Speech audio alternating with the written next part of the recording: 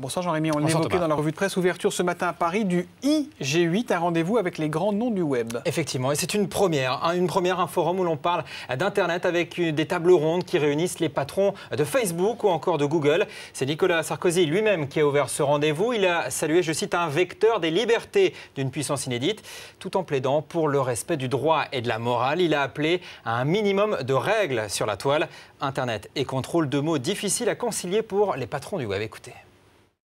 Internet n'a pas vraiment besoin d'être régulé. Internet a besoin de moyens et d'être canalisé de manière productive. On peut mettre certaines règles, effectivement, le président l'a évoqué, pour tout ce qui est pédophilie, etc. Il y a des secteurs effectivement assez sensibles sur lesquels on peut concrètement agir.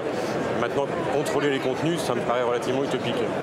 Et ça dit franchement, Jean-Rémy, parler de régulation, ça fait sourire les patrons du web, globalement. Ben oui, puisqu'en fait, Internet s'est bâti sur une très large liberté. Du côté des acteurs du web, on rappelle qu'il ne faut surtout pas brider la créativité sur Internet. Cette créativité qui est synonyme en fait de croissance et d'emploi. L'économie numérique est un moteur pour notre pays. En 2008, par exemple, elle a produit 7% du PIB américain, 4,7% de nos richesses. C'est 2 fois plus que l'agriculture.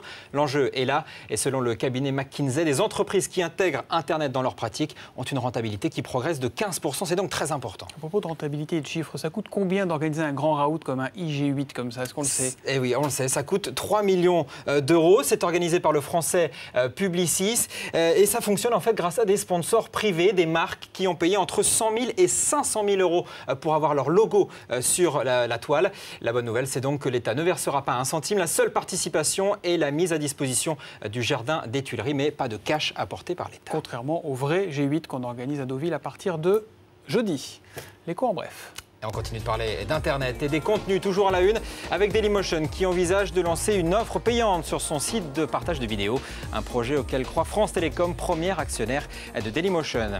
Les cartes bancaires dans le collimateur de l'UFC, que choisir? L'association reproche notamment aux banques de ne pas prévenir les clients quand ils sont à découvert. Et pour cause, selon l'UFC, les agios prélevés ensuite sont une véritable mine d'or. Les banques n'ont pas mis en place un système qui permet la vérification systématique. On est dans un archaïsme, mais qui est juteux pour les banques, puisque c'est leur façon de punir et de récupérer de l'argent sur le dos des clients.